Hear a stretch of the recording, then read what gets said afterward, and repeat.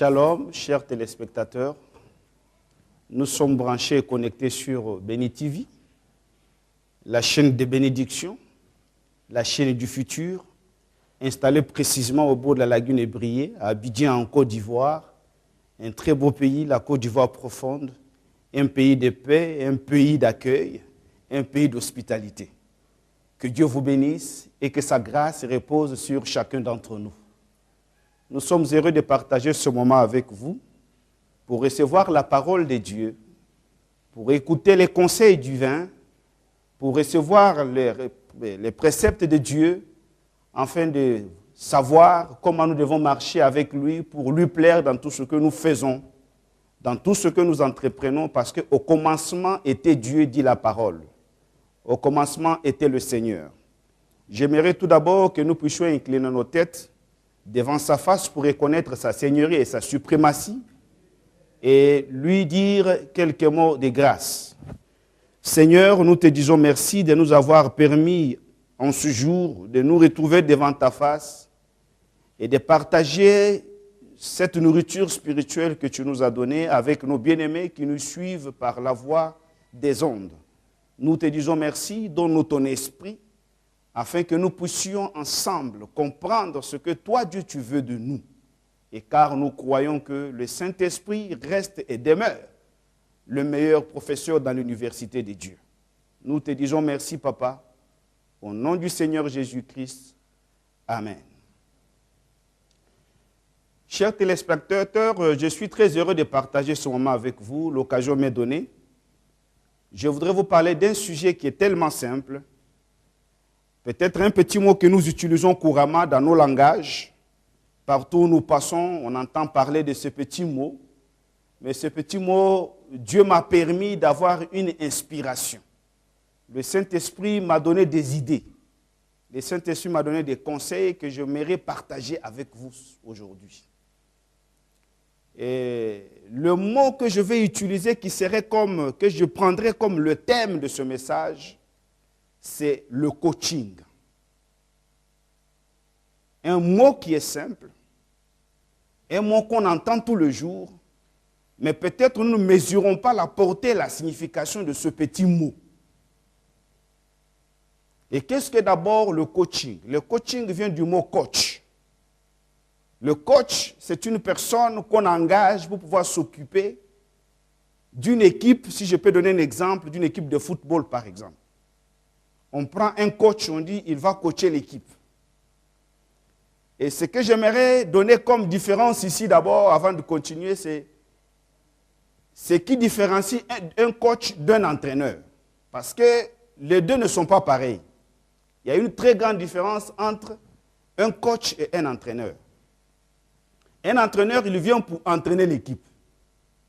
Il va donc se donner à toucher plusieurs aspects, plusieurs détails de l'équipe afin de fournir une équipe cohérente, une équipe homogène. Mais un coach, lui, quand il vient, ce qu'il va chercher dans un premier temps, c'est de regarder l'équipe, de repérer les potentiels et de mettre une stratégie en place afin que cette équipe-là puisse remporter des résultats et des résultats satisfaisants. Et j'aimerais prendre l'exemple aujourd'hui de notre équipe nationale de football qu'on appelle les éléphants. C'est une grande équipe nationale au niveau de l'Afrique, voire même au niveau international. Pourquoi je dis cela?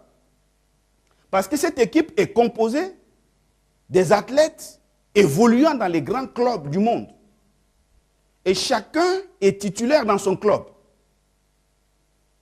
Et ces athlètes portent de bons résultats dans leur club. Mais chose étonnante et parfois même décevante, lorsque ces athlètes se retrouvent ensemble pour former une équipe qu'on appelle les éléphants, ils peuvent produire du beau jeu. Mais à la fin, nous n'avons pas de résultats satisfaisants. Et ça, très souvent, ça nous fait mal. Ça fait pratiquement 3 ou 4 éditions que notre équipe nationale se trouve dans le dernier carré de la compétition. Mais à la fin, nous ne remportons pas de trophées. Et ça a toujours été un problème pour nous. Et nous comprenons que ces joueurs ou ces footballeurs sont tellement bien entraînés dans leur club, mais quand ils arrivent, ils se mettent ensemble dans l'équipe nationale et ce qu'ils donnent ne nous satisfait pas. Et par là, j'ai compris qu'à un moment donné, ces gens-là, ces jeunes gens, ces jeunes joueurs, ils n'ont plus besoin d'un entraîneur, ils ont besoin d'un coach. Quelqu'un qui vient pour les coacher, quelqu'un qui vient pour mettre une stratégie, qui vient pour donner une idée, qui va nous apporter des résultats et des résultats satisfaisants parce que tout ce que nous voulons, même si une équipe joue bien, le plus important c'est de marquer des buts et au sifflet final, on doit sortir vainqueur. Ça c'est le plus important. Et c'est ce que nous cherchons. Et pourquoi je prends cet exemple? Je l'ai pris tout simplement parce qu'il y a plusieurs chrétiens, plusieurs enfants de Dieu. Ce message ne concerne pas forcément des chrétiens, mais toute personne qui a une ambition, qui a une idée, qui veut réussir dans la vie. Et tu vas trouver des gens qui ont un grand potentiel. Ils sont très brillants, ils sont intelligents. Il y en a même qui sont partis à l'école avec des diplômes. Mais tu vas trouver ces personnes-là malheureuses et misérables dans la vie. Certes, je reconnais qu'il y a des problèmes spirituels. Je reconnais qu'il y a le diable.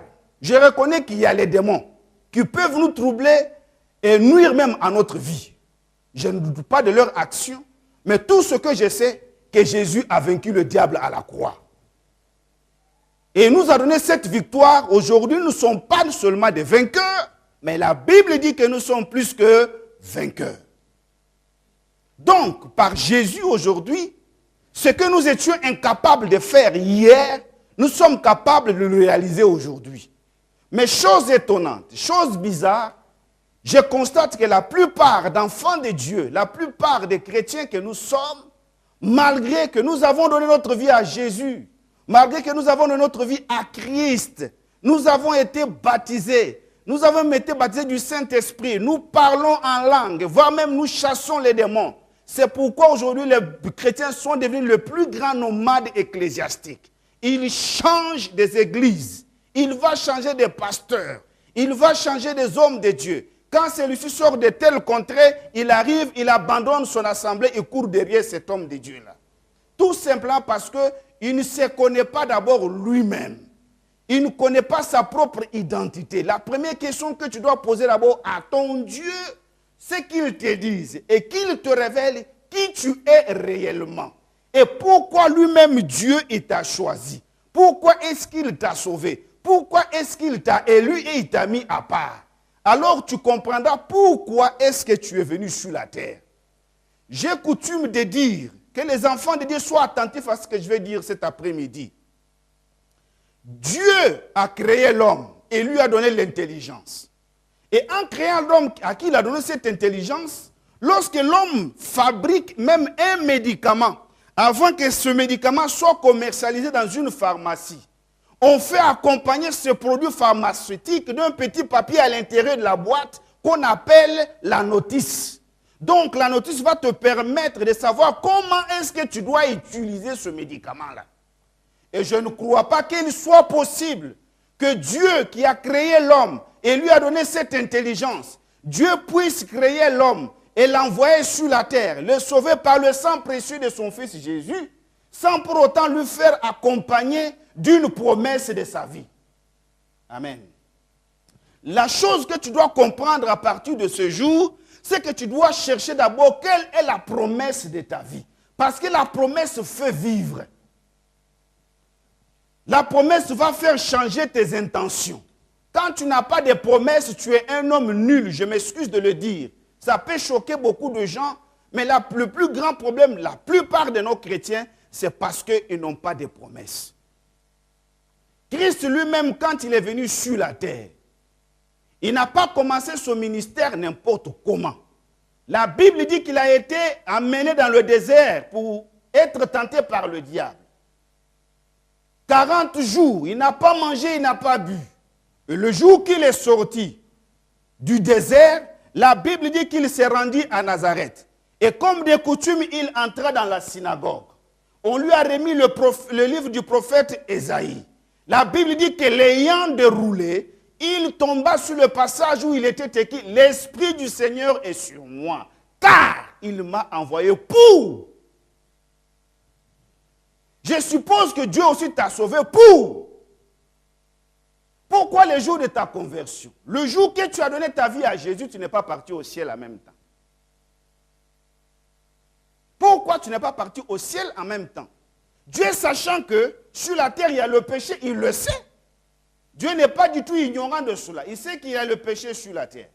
Il sait qu'il y a la sorcellerie sur la terre. Il sait qu'il y a des voleurs. Il y a la jalousie.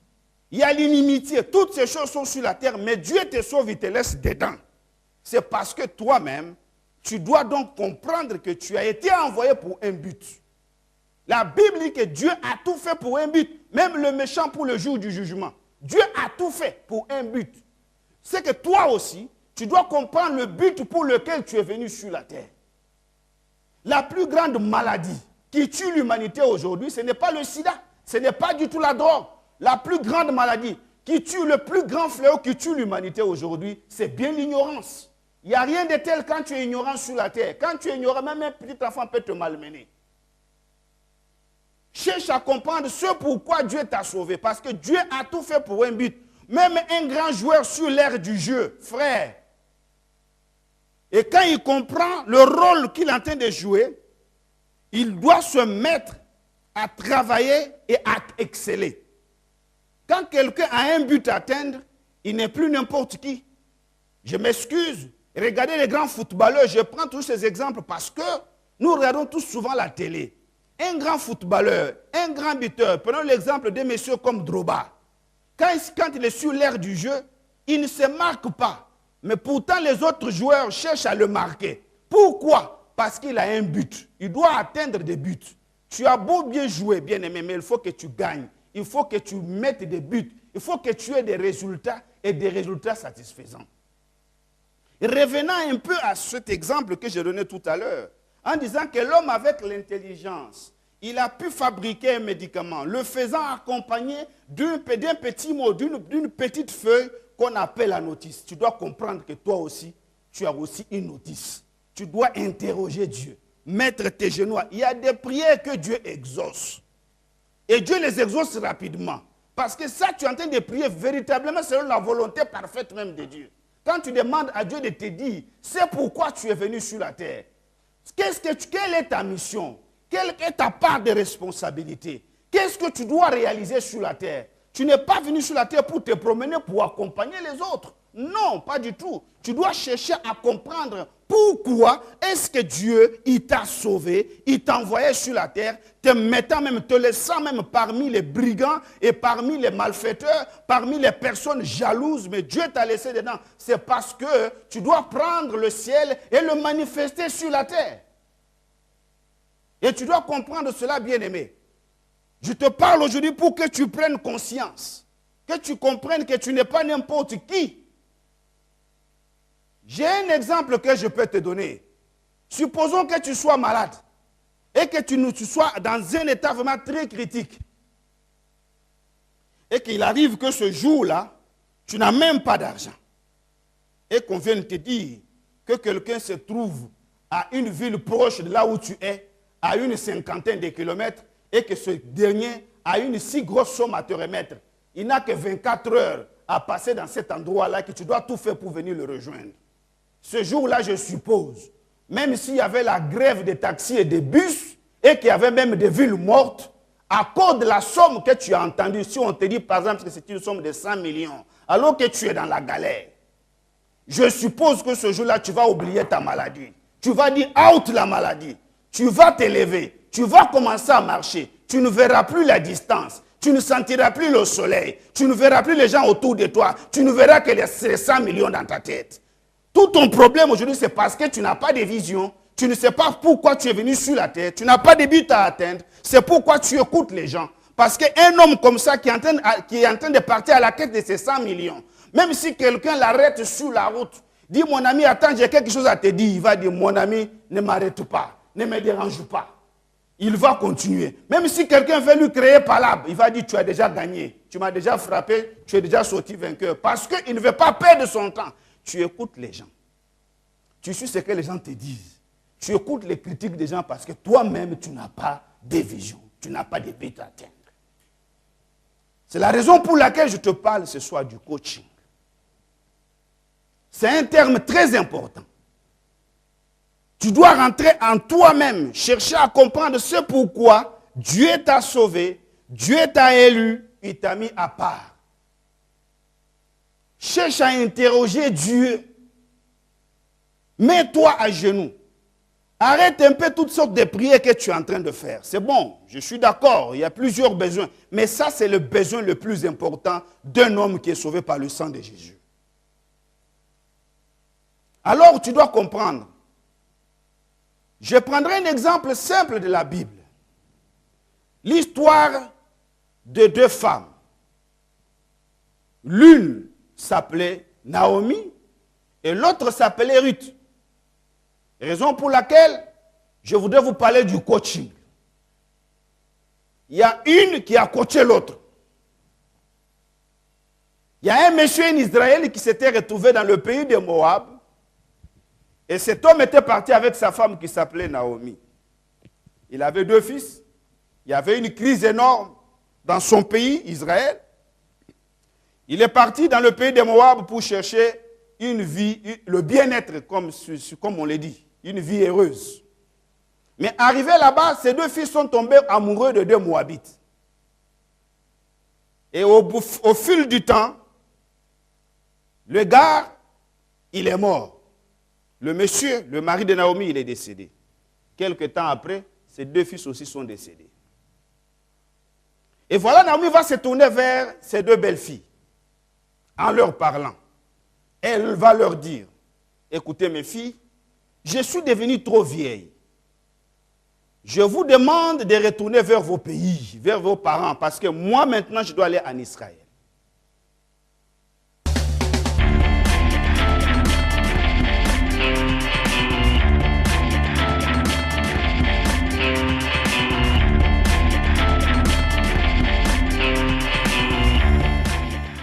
Ruth au chapitre 1, je peux lire, je ne vais pas prendre tous les textes parce que c'est long, mais je prends les passages les plus importants. Nous lirons d'abord Ruth, chapitre 1, à partir du verset 11. Naomi dit, « Retournez mes filles, pourquoi viendriez-vous avec moi? Ai-je encore dans mon sein des fils qui puissent devenir vos maris? Retournez mes filles, allez, je suis trop vieille pour me remarier. Et quand je dirai, j'ai de l'espérance, quand cette nuit même je serai avec un mari et que j'enfanterai des fils, attendriez-vous pour cela qu'ils aient grandi? Refuseriez-vous pour cela de vous marier? Non, mes filles, car à cause de vous, je suis dans une grande affliction de ce que la main de l'Éternel s'est étendue contre moi. Verset 14. Elles élevèrent la voix et pleurèrent encore. Orpa baisa sa belle-mère, mais Ruth s'attacha à elle. Naomi dit à Ruth, voici ta belle-mère et ta belle-sœur est retournée vers son peuple et vers ses dieux. Retourne comme ta belle-sœur. Ruth répondit, ne me presse pas de te laisser, de retourner loin de toi. Où tu iras, j'irai. Où tu demeureras, je demeurerai. Ton peuple sera mon peuple, ton Dieu sera mon Dieu. Où tu mourras, je mourrai, et j'y serai enterré. Que l'Éternel me traite dans toute sa rigueur, si autre chose que la mort vient à me séparer de toi. Naomi, la voyant décider à aller avec elle, cessa d'insister auprès d'elle. Que Dieu soit loué. Voyez-vous cette histoire? La première a décidé de se retourner. Mais Ruth, elle était décidée à rester avec Naomi. Et ils ont fait route ensemble. Et ils sont partis jusqu'en Israël. C'est arrivé en Israël, bien aimé, je vais vous éviter beaucoup de discours, mais je vais aller à l'essentiel parce que nous parlons aujourd'hui du coaching. Dans quelle mesure est-ce que l'une a coaché l'autre? Et arrivé là-bas, écoutez bien d'abord, parce qu'ils sont pas dans un moment de crise. Chacune d'elles avait perdu son mari. Elles étaient toutes deux veuves. Elles étaient veuves toutes les deux. Arrivées là-bas, elles n'avaient pas de moyens de vivre. Alors, comme Ruth était encore jeune, elle a fait une proposition à sa belle-mère. Laisse-moi aller glaner dans le champ. Glaner veut dire, c'est-à-dire quand le temps de moisson, la saison de moisson arrive, c'est les restes là, quand les ouvriers ont fini de travailler, c'est les restes là, les gens qui ont faim, qui n'ont pas de parents, des personnes malheureuses, des personnes misérables, viennent récupérer le reste. C'est ça le travail que Ruth était en train de faire. Et quand elle est arrivée au champ, elle a commencé à travailler. Elle a travaillé parmi les serviteurs d'un grand monsieur, parce que le champ appartenait à un grand monsieur, un homme riche de la ville qui s'appelait Boaz. Et lorsqu'elle a venu les ramasser, elle est repartie voir sa belle-mère. Sa belle-mère va lui poser la question, dans quel champ est-ce que tu as été glané aujourd'hui? Il dit, dans le champ de Boaz. Il arriva même un jour que Boaz a remarqué que Ruth était en train de travailler différemment des autres personnes qui glanaient dans le champ. Boaz va demander des renseignements. De qui est-elle cette fille? Il va même proposer à Ruth de venir manger avec ses ouvriers. Laissez-moi vous ouvrir une parenthèse, frère. Tu peux manger avec l'homme de ta destinée sans savoir qu'il est à côté de toi.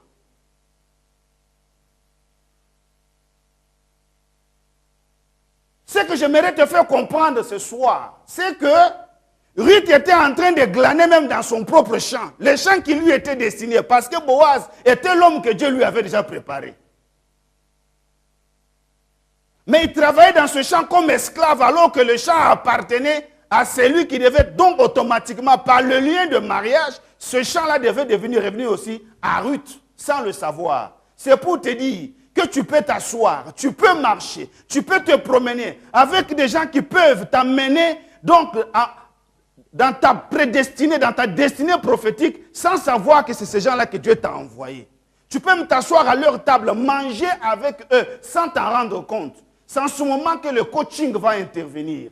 Lorsqu'elle va retourner encore parler à sa belle-mère va lui dire, ma fille, maintenant ça suffit. Je vais t'apprendre comment est-ce que devenir heureuse dans la vie. J'aimerais que nous prenions ensemble ce passage, nous allons lire rapidement au chapitre 3 toujours de Ruth. Je lis à partir du verset 1.